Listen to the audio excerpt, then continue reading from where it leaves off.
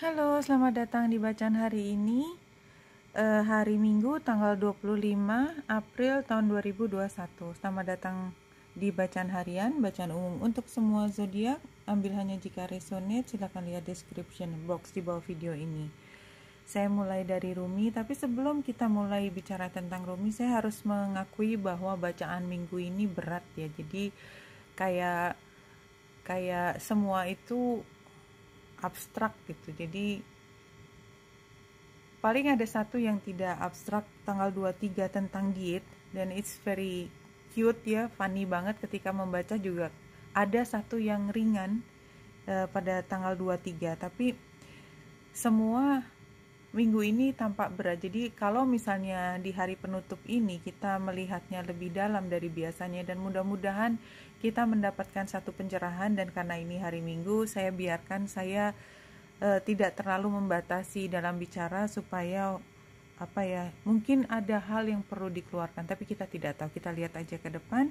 Yang pertama kita peroleh dari Rumi, kartu nomor 26 adalah Al-Uzza, Star of Venus. Ini tentang Venus, dan ini tadi kartunya diacak barusan dan baru keluar Venus. Barangkali nanti kita perlu melihat kenapa Venus menjadi penting untuk dibahas. Pure light, my son, I'm not handful of worthless dust. Jadi karena saya sudah pernah lihat, dan saya mungkin tidak perlu membaca secara satu persatu. Ini adalah tentang femininitas yang tinggi, di mana dalam keseharian femininitas itu sering disalahartikan hanya dengan keindahan, padahal lebih dari itu. Dan budaya bahwa feminin lebih rendah daripada maskulin itu tidak bisa dihindari. Dan pada saat ini sepertinya entah kenapa kita harus memperhatikan. Dan kalau kita adalah makhluk yang menyadari bahwa kadang-kadang keyakinan kita itu adalah konstruk sosial lebih daripada kenyataannya, atau bahwa dunia ini membutuhkan lebih dari satu macam energi yang membuat kita kemudian sebagai manusia berusaha untuk memberi angka, memberi prioritas, memberi urutan supaya masuk ke akal kita mana yang lebih tinggi daripada yang lain. Which is sebenarnya kalau di dunia yang begitu besar ini tidak ada yang lebih penting daripada yang lain. Semuanya penting, semuanya punya kontribusi. Seperti kalau kita di dalam kelompok kerja, bahwa selalu ada yang namanya pemimpin dan ada anggota. Tapi apakah anggota kemudian lebih rendah tingkatannya dalam arti kontribusinya? Belum tentu. Jadi itu hanya masalah keteraturan dalam komunikasi. Pemimpin itu pengaturan dalam komunikasi, tetapi apa yang disumbangkan oleh anggota itu kadang-kadang tidak bisa digantikan oleh anggota yang lain, termasuk oleh si pemimpin.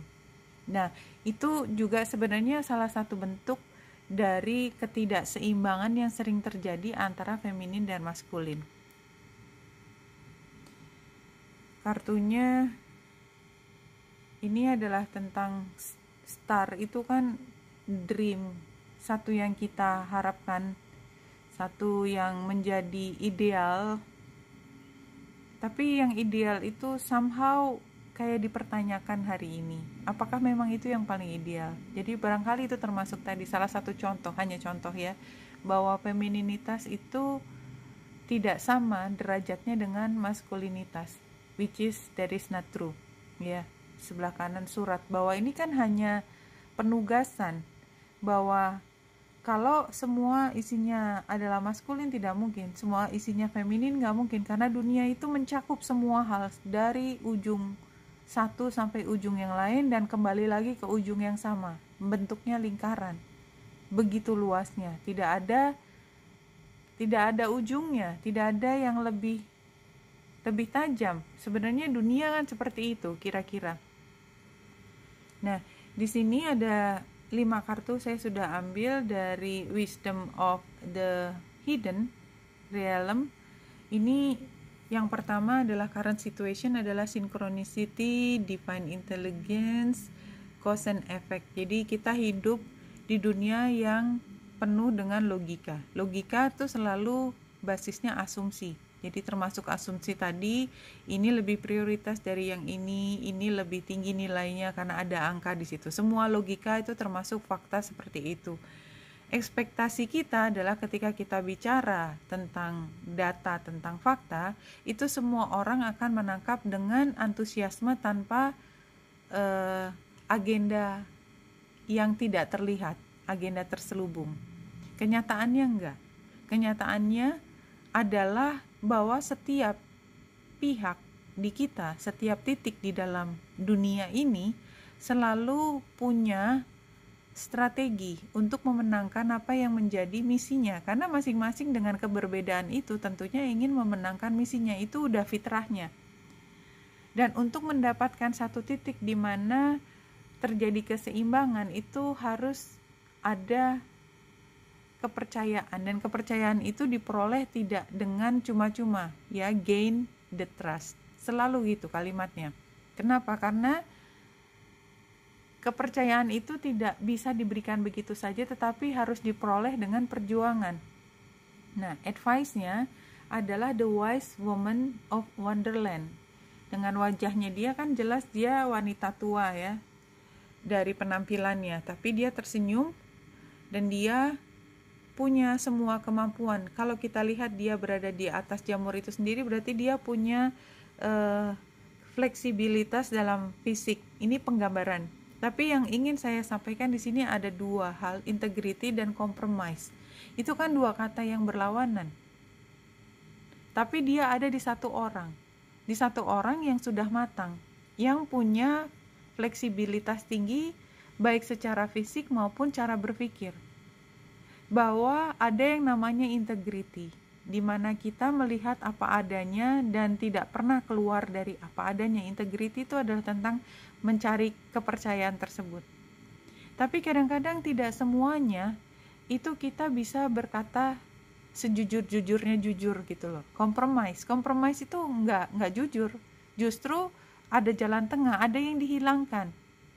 Nah, kalau kita bicara dari satu titik aja, maka ini jadi nggak masuk akal, ada di satu tempat. Tapi kalau kita berada di titik sebagai orang tua ini, di mana dalam kehidupan mengajarkan bahwa integriti itu adalah satu yang prinsip. Tapi dalam hubungan kita di sosial, itu kadang-kadang memang ada yang bisa ditarik ulur. Ada yang namanya strategi, ada yang namanya upaya untuk memenangkan sesuatu. Hidden agenda selalu ada.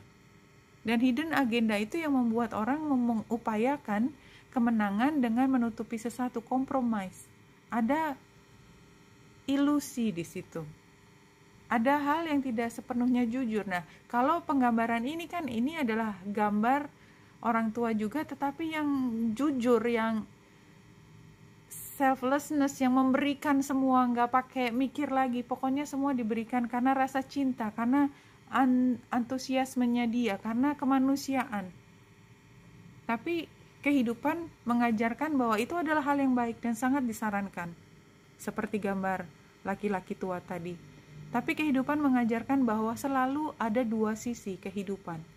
Dan memahami dua titik ini membuat kita merasa lebih optimis bahwa kehidupan memang punya kisi-kisi, punya batasan, punya keharusan, punya hukum yang harus ditaati.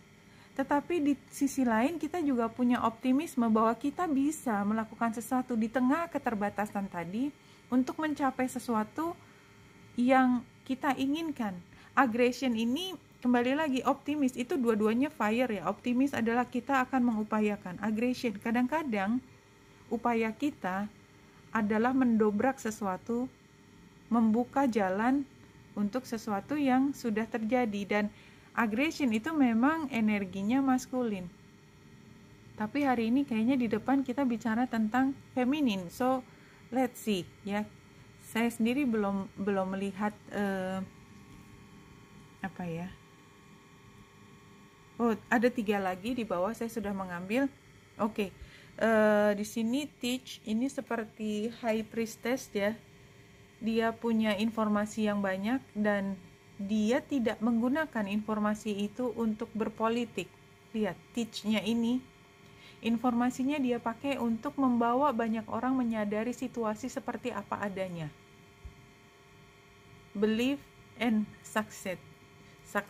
Jadi ini adalah posisi di mana kita ingin melangkah pada satu titik, dan yang dibutuhkan supaya kita terus berjalan ke arah tersebut adalah kita percaya bahwa titik itu memang tujuan kita dan kita akan berhasil sampai di sana. Nah, di sini dibutuhkan adalah kepemimpinan. Jadi kalau saya lihat ini langsung adalah feminin dan maskulin. Jadi feminin itu sebagai basisnya, kita mengetahui banyak, dan manajemen itu kan tentang bagaimana kita mengatur sesuatu, karena kita sudah paham setiap titik itu akan menghasilkan, akan memprovok reaksi tertentu. Ya, ini adalah teach-nya ini. Dan kita mampu mengelola supaya memastikan kita tidak nabrak dengan cara kita adalah nahkodanya. Ya, kita nahkodanya dari kehidupan kita. Dan kita menghargai keduanya. Nahkoda itu maskulin, pengetahuan yang luas itu feminin. Hari ini mungkin yang perlu saya tekankan adalah ini tanggal 25 April, 24 April itu adalah Merkurius berada di 10 derajat 9 menit, Uranus di 10 derajat 17 menit. Tanggal 25 hari ini kita lihat Merkurius sudah melampaui ketika dia sudah sampai di 12 derajat 16 menit. Seperti bacaan saya yang lain, kalau ada sesuatu dilampaui itu ada ceritanya, ada signifikansinya. Dan di sini walaupun sudah dilampaui tapi kan titiknya masih di dalam dalam 5 derajat. Kalau di itu kita lihat yang dekat conjunction itu batasnya adalah 5 derajat. Matahari ada di 5 derajat 13 menit. Oke, jadi dia belum conjunction dengan Merkurius dan dia akan dilewati. Conjunctionnya pada waktu itu ketika di Aries, sekarang matahari sudah berada di Taurus. Dan bulan yang ada di Libra dia oposisi dengan Chiron. Libra bicara tentang relationship, selalu tentang 2 titik. Bagaimana keseimbangan, dan barangkali kenapa kita seperti diingatkan untuk titik yang satunya yang biasanya terlupakan, femininitasnya. Ya, jadi kalau saya melihatnya sekarang adalah dengan cara begitu. Karena apa? Karena bulan ada di Libra, kita butuh untuk memastikan ini menjadi seimbang. Ya kan, gambarnya Libra kan timbangan, memastikan bahwa dua belah pihak, 2 titik itu mendapatkan perhatian yang sama. Untuk apa?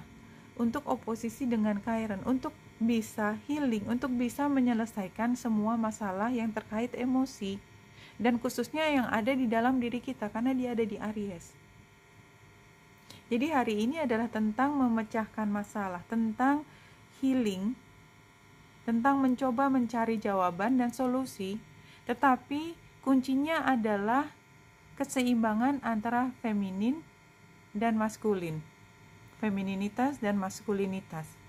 Dan karena Merkurius melewati Uranus, di sini ada kesan bahwa ada perubahan yang mendasar dari cara pandang kita dan bagaimana kita memperlakukan seseorang atau sesuatu, karena dia ada di Taurus. Taurus itu adalah zodiak yang paling operasional, yang paling grounding, ya, ground to earth, apa adanya, memang harus begitu. Kita harus,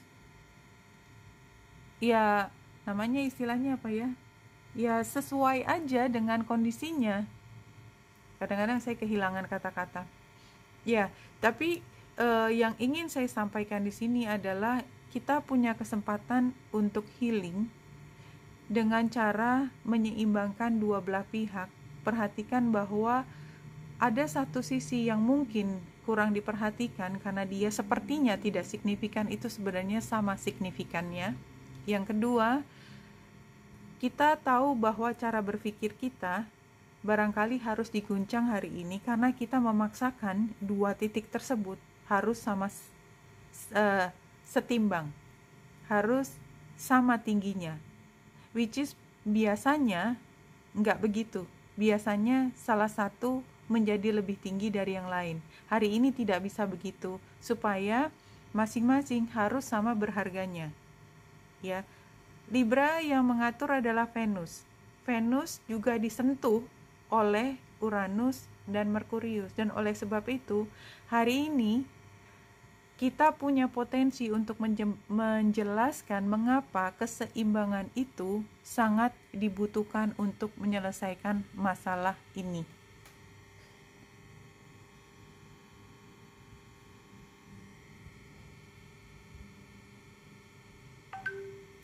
Iya, jadi kalau kita lihat sarannya King of Swords, sebenarnya ini kan juga penggambaran Libra ya.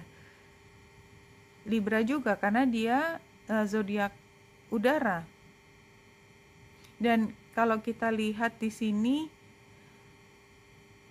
mungkin kita mulainya dengan kata-kata yang atau komunikasi yang tidak terlalu mendalam.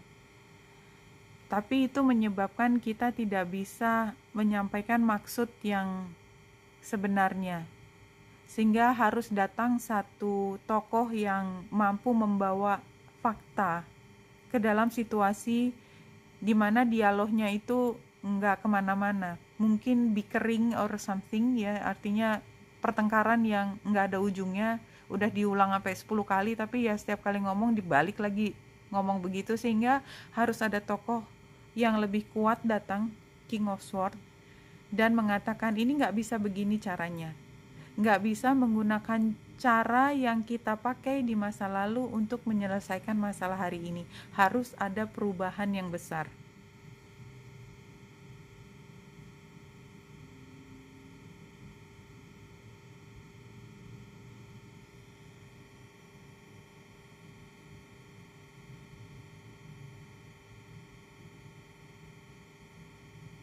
You can grow through peace and joy and through pain and suffering.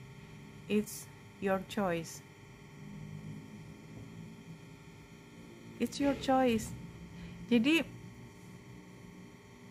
apakah kita mau ke jalan di mana kita harus bertempur setiap hari, atau kalaupun kita memang harus bertempur, kita nggak merasa suffering, tapi kita bisa make peace dengan situasi kita, barangkali itu akan lebih baik. Jadi artinya gini, bahwa pilihan kita yang menyebabkan kita harus berperang atau tidak berperang, itu kan semua sering kita mengatakan bahwa habis dia begitu, padahal adalah keputusan kita untuk konfrontasi atau tidak. Ya memang terlihatnya salah satu menjadi tidak seimbang, tapi anyway, kalau saya kembalikan lagi ke energinya Libra itu kan berusaha untuk menyeimbangkan, dan Libra adalah zodiak yang paling mencoba untuk mencari keseimbangan dua belah pihak supaya dia bisa happy, supaya dia bisa tidak terguncang lagi. Jadi selama gerakan itu masih sama beratnya kanan kiri ya, tiktok, maka Libra akan tenang. Tapi kalau ada guncangan, itu kan walaupun guncangannya besar akan berhenti. Nah Libra nggak bisa begitu, dia tetap harus mulai melakukan sesuatu lagi ya. Jadi kalau saya melihat ini adalah kembali lagi, apakah kita akan diam saja atau melakukan sesuatu untuk menyelesaikan masalah ini. Anyway, I'm not getting anywhere.